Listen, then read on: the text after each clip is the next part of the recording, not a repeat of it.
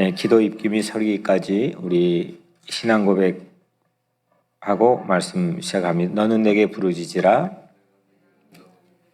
내가 알지 못하는 크고 은밀한 일을 내게 보이리라. 아멘. 우리는 삶의 여유를 잃어버릴 때 하늘을 바라볼 시간들을 또한 잃어버리게 되죠. 또 우리 삶의 넉넉함을 갖게 될 때 가끔 또 우리 하늘을 바라보면서 구름도 보고 또 밤하늘의 별도 보고 또 하늘에 있는 이 광대한 모습들을 통해서 마음에 채워 또 살아가게 됩니다. 오늘 매우 특별한 하늘을 제자들이 보고 있는 장면을 우리 보게 되죠. 9절에 이 말씀을 마치시고 그들이 보는데 올려져 가시니 구름이 그를 가려 보이지 않게 하더라. 예수님께 승천하신 장면입니다. 예수님이 마지막에 이 땅의 모든 사역을 다 마치시고 하늘로 들려 올려져 갔습니다. 그리고 구름이 그를 점점 가리워서 제자들이 보지 못하는 그런 지경에 이르렀습니다. 10절에 올라가실 때 제자들이 자세히 하늘을 쳐다보고 있는데 흰옷 입은 두 사람이 그들 곁에 서서 제자들이 이제 구름이 예수님을 가려서 더 이상 예수님 보이지 않는데 빈 하늘을 계속 자세히 쳐다보고 있었습니다. 자세히 쳐다볼 수밖에 없겠죠. 그렇게 따랐던 예수님께서 이제는 구름에 점점점 페이딩 되어서 보이지 않습니다. 하늘을 자세히 쳐다봤습니다. 우리 주님 어디 계시나? 흰옷 입은 두 사람이 그들 제자들 곁에 서서 말씀했습니다. 11절 마지막 절이죠. 이르되 갈릴리 사람들아 어찌하여 서서 하늘을 쳐다보느냐? 너희 가운데서 하늘 올려지신 이 예수는 하늘로 가심을 본 그대로 오시리라 하였느니라. 그러니까 왜 빈 하늘만 지금 쳐다보고 있느냐? 예수는 너희가 지금 보았던 대로 그대로 다시 오실 것이다. 이렇게 두 천사가 말씀을 해 주었습니다. 그러니까 결론적으로는 빈 하늘만 보고 있을 일이 아니었습니다. 그런데도 이후에 이 사건 이후에 그 사건을 기념하는 지난 2000년 동안의 모든 이 성화에는 이 승천에 관한 성화의 그림에는 제자들이 하늘을 다 쳐다보고 있는 장면만 그려지고 있습니다. 하늘을 바라보고 하늘을 쳐다보고 서 있습니다. 거의 대부분의 승천 그림이 그렇습니다. 우리는 예수님의 승천을 어떻게 받아들여야 될까? 예수님이 우주로 날아간 하늘을 뚫고 우주로 대기권 바깥으로 날아간 우주 비행사처럼 그렇게 하늘로 이륙하신 걸까? 그 승천, 하늘로 올라가셨다 보이지 않는다. 그걸 어떻게 우리가 받아들여야 될까?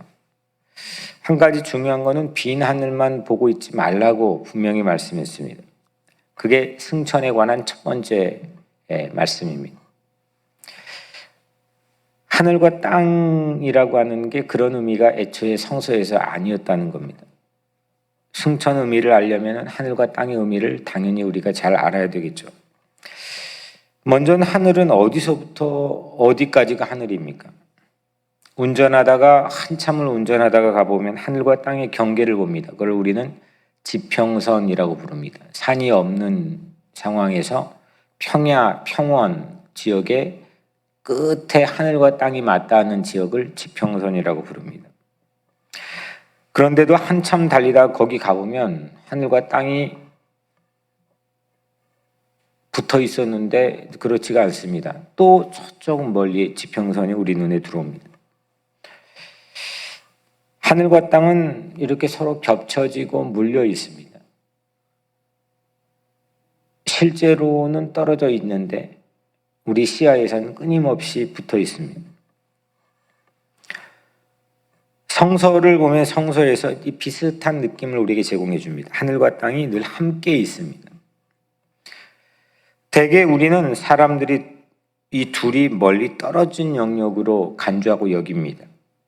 땅은 공간과 시간, 물질이 있는 장소고 공간, 땅이라고 하는 건 육지, 바다, 산, 강 이런 공간이 있는 장소고 또 그로 인해서 이 대기권 안에서의 시간, 이게 자전하고 이 땅이 자전하고 또 공존하면서 시간이 만들어지고 또 그로 인해서 그 안에 물질이 있고 그 물질이 계속해서 생산되는 그런 장소가 땅입니다. 반면에 하늘은 이런 요소가 전혀 없는 곳. 그렇게 우리는 하늘로 여깁니다. 하늘나라, 또 천국, 이 과연 어디 있는 것인가? 있는 건가? 당연하죠. 그럼요. 너무 당연하고 명백하게 우리는 이 사실을 믿고 있습니다. 하늘나라, 하나님 나라, 천국. 이게 우리 크리스찬, 예수를 믿는 사람들이 살아가는 가장 중요한 어떤 사명입니다. 그 하나님 나라를 세상에 선포하고 증거하고 증인으로 살아가는 것. 이게 우리에게 주어져 있는 교회와 성도의 가장 중요한 사명입니다. 그런데 죽어서 천국 가는 걸 하늘나라의 전부로 대개가 압니다. 그래서 장례식이 가까우는 시기에서는 우리는 이 하나님 나라의 천국에 대한 사모함이 증가하지만 이 땅에 살면서는 점점 우리는 이 하나님 나라에 대한 그 기백 있는 신앙을 잃어가고 있습니다. 땅에서 되어진 일들에 상당히 대부분의 관심을 신앙적으로도 가지고 있습니다. 왜냐하면 이게 둘이가 멀리 있기 때문입니다. 점점점 멀리 있을수록 이 땅과 하늘은 서로 맞물려진 지점이 멀어집니다. 복음을 전하는 이 강대상이나 또 여러분들이 기도하는 자리나 여러분들이 신앙생활을 하는 자리에서도 점점점 이게 사라져가고 있습니다. 물론 우리는 하늘나라, 하나님 나라가 있는 것을 믿고 있지만 우리 애시당초 예수님이 승천하시면서 우리에게 준 땅 끝까지 증인이 되라고 하는 이 말씀에 대해서 우리는 점점점 우리 자기적으로 해석을 하고 우리 본의적으로 해석해서 그 하나님 나라에 대한 색채를 점점 옅어가게 하고 있습니다. 하늘과 땅은 분명히 겹쳐져 있습니다. 하늘은 이 생 이후에 우리가 거할 집이기도 하지만 그게 어느 장소인지, 이 드넓은 우주의 그 어느 스팟인지 거기에 대해서 우리는 관심 갖고 있지만 여튼 분명한 거는 그 하나님 나라가, 우리 거할 하나님 나라가 있는 거는 분명히 믿고 있지만 성서가 제시하고 있는 궁극적인 목적은 하늘과 땅은 하나라는 겁니다. 하늘과 땅은 하나라는 겁니다. 사람을 만드시고 이 사람이 거할 곳으로 지구라는 곳을 하나님이 천지를 창조해 주셨는데 이 하늘이 땅에 있고 땅이 하늘에 있는 에덴 동산의 새로운 회복을 하나님이 새 하늘과 새 땅이라고 성경에서 줄곧 말씀해 주셨습니다. 새 하늘과 새 땅. 이게 하나님의 계획입니다. 예수 그리스도를 보내주시는 것도 그를 통하여서 구원의 사역을 하게 하신 것도 이 새 하늘과 새 땅의 회복입니다. 하늘과 땅이 마침내 완벽하게 하나가 될 때, 그때를 예수님 다시 오신 재림이라고 우리는 믿고 있습니다. 새 하늘과 새 땅엔 하나님의 임재 영광, 이게 찬란한 영광이 그냥 가득 찹니다. 그거가 가득 찹니다. 부활로 변화된 증인들은 하나님을 위해 살아왔습니다. 그래서 핍박과 박해 앞에서도 이 증인들은 그 하나님 나라를 위해서 목숨을 걸었습니다. 이 비전으로 모여있는 공동체가 교회입니다. 그 교회는 하나님 나라를 위해서 기도하고 행동하고 살아야 됩니다. 이 모든 일이 어디에서부터 시작됐냐면 예수님의 부활에서부터 시작되었습니다. 그리고 이 일에 대한 실행은 오늘 말씀인 예수님의 승천 이후로부터 실행이 됩니다. 예수님이 가르쳐 주신 기도문처럼 뜻이 하늘에서 땅에서 이루어진 것 같이, 하늘에서 이루어진 것 같이 땅에서도 이루어지도록 우리는 기도해야 됩니다. 하늘에서 하나님의 뜻, 하나님의 계획이 하늘에서 이루어진 것처럼 이 땅에서도 이루어지도록 기도해야 됩니다. 하늘만 쳐다보고 살지 않아야 됩니다. 하나님의 나라를 이 땅에 이룰 수 있도록 기도해야 됩니다. 하늘 따로 땅 따로가 아니고 오늘 하루를 살아도 하늘과 땅이 하나인, 내 안에서 하나인 삶을 우리는 흠모하고 기도해야 됩니다. 성경에서 하늘은 어떤 곳이냐면 어떤 곳으로 표현되냐면 땅의 일을 경영하는 장소가 하늘입니다. 땅의 일을 매니지하는 장소가 하늘입니다. 땅에서 진행되는 모든 일을 지휘하는 그런 핵심 본부가 하늘입니다. 그런데 질문이 이제 있게 되죠. 하늘이 땅을 관리하는 장소이고 예수님이 이미 하늘에 계신다고 한다면 왜 세상은 이렇게 엉망입니까? 왜 이렇게 질서를 못 잡고 있는 겁니까? 왜 예수님은 상황을 정리하시지 않는 겁니까? 직무유기 아닙니까? 이게 하늘에 이게 경영하는 본부가 있는 건데 이 땅에서는 왜 이런 일이 일어나는 겁니까? 제자들이 우리의 질문을 미리 대신해서 이렇게 오늘 6절에 묻습니다. 주께서 이스라엘 나라를 회복하심이 이때니까. 나라가 엉망이었습니다. 나라의 국권은 빼앗겼고 나라의 질서가 완전히 무너졌습니다. 나라의 사람들의 기강이 사라졌고 그 이스라엘 나라들은 완전히 앞이 보이지 않는 캄캄한 그런 길을 걷고 있었습니다. 이때 이 제자들이 묻습니다. 이스라엘 나라가 다시 갱신되고 회복되는 그때가 지금입니까? 언제입니까? 대부분 우리는 이렇게 생각하죠. 이게 예수님이 이 질문에 대한 대답이 No, 아니다. 이렇게 하셨다고 생각합니다. 실제 예수님의 대답은 완전 아니냐? 그렇게 우리는 생각할 수 있느냐? 야, 이 회복하심이 이때가 아니다. 좀 나중일 거야. 아니면 아닐 거야. 이렇게 우리는 다 생각하지만 일종의 그렇다. 일종의 yes입니다.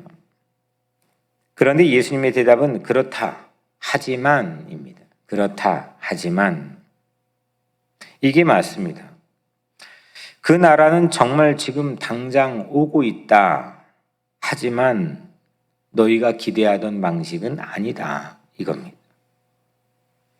완전 예상을 깨는 겁니다. 이거 언제입니까? 언제 정도 되면 회복되는 겁니까? 회복되기는 하는 겁니까? 이 질문에 예수님께서는 그렇다. 이미 오고 있다. 이미 이 엄청난 박도에 오고 있는 하나님의 나라가 너희들에게 다가오고 있다. 하지만 너희가 예상하던 방식은 아니다. 우리의 예상은 시간을 궁금해했지만 결코 우리의 방식이 아니었다는 겁니다. 하나님의 방식이었습니다.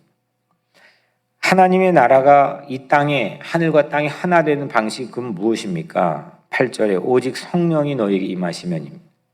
오직 성령이 하나님의 영이 너에게 임하시면 하늘과 너희가 하나가 되면 너희가 권능을 받고 능력을 받고 파워를 받고 예루살렘과 온 유대와 사마리아와 땅 끝까지 이르러 내 증인이 되리라 하시니라. 이것은 단순히 사람들에게 너희들 가서 예수님 전에서 믿음으로 나오게 하라는 것에 머물지 않습니다. 물론 그것 또한은 포함되지만 더욱 큰 의미가 있습니다. 이건 하나님의 나라 이야기이지 않습니까? 하나님의 나라에 대한 이야기입니다.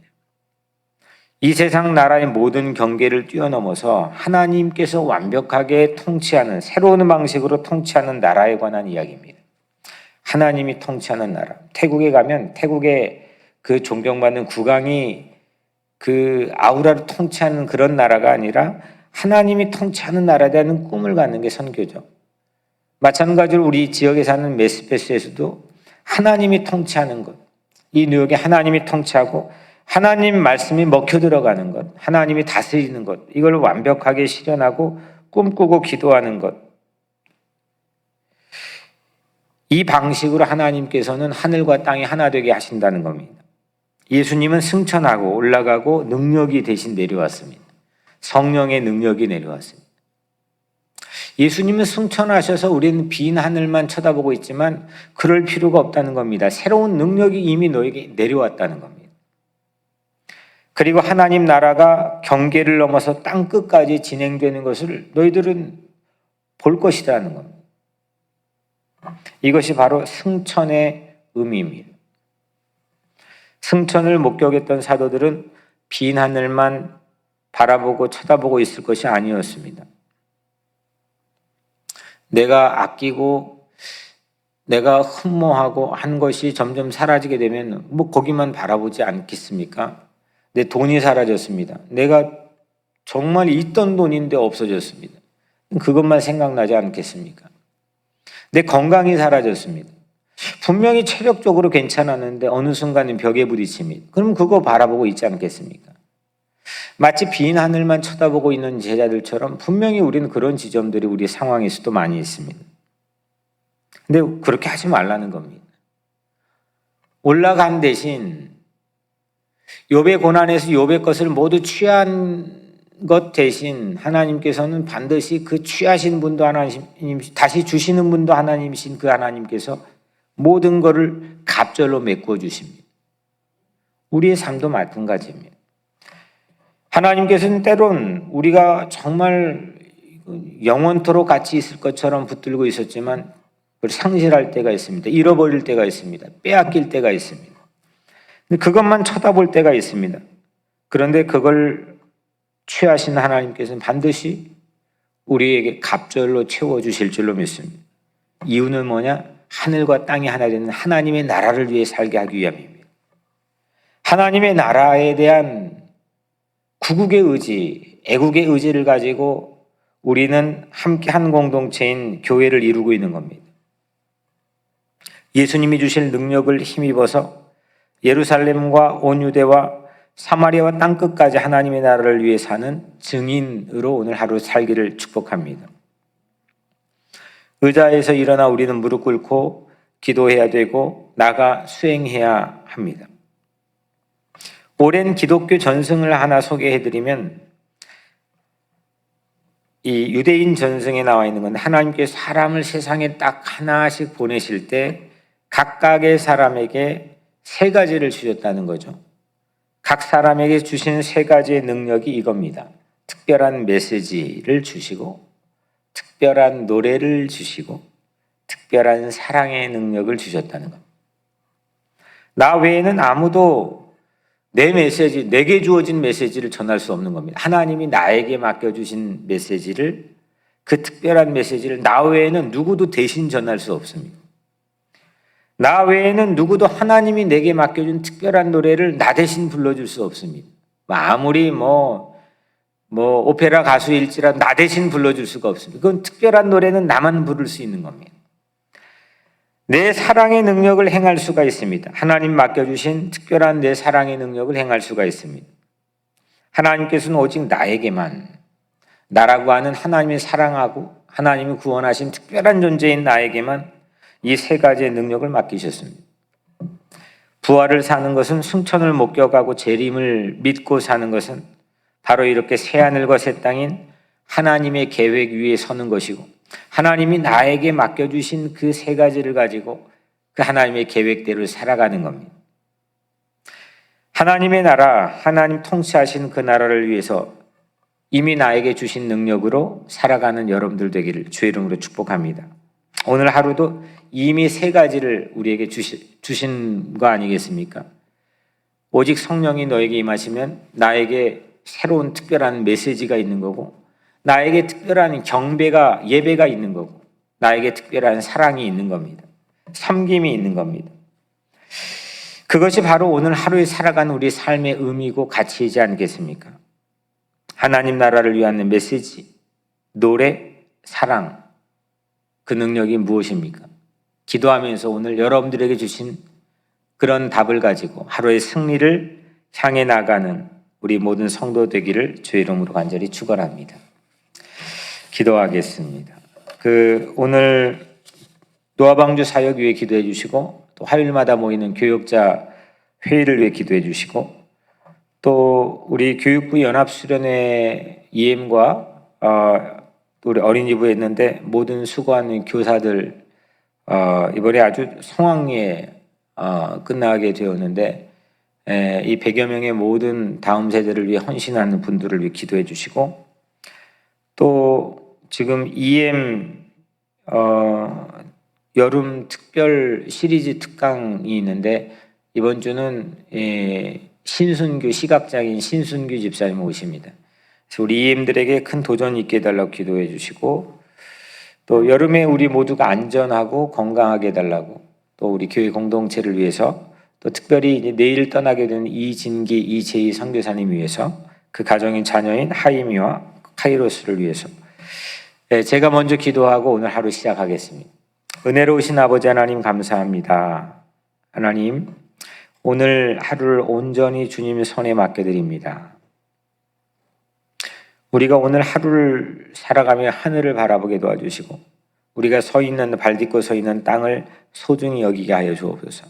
우리 안에서 이 하늘과 땅이 만나는 놀라운 사건이 있게 하셔서 하늘의 능력이 우리 안에 채워지고 땅의 사명을 감당하며 살아가게 하여 주옵소서. 온전히 내 안에 하나님 나라가 이루어지게 하시고 하나님의 나라가 우리의 삶에 중요한 비전이 되게 하여 주옵소서.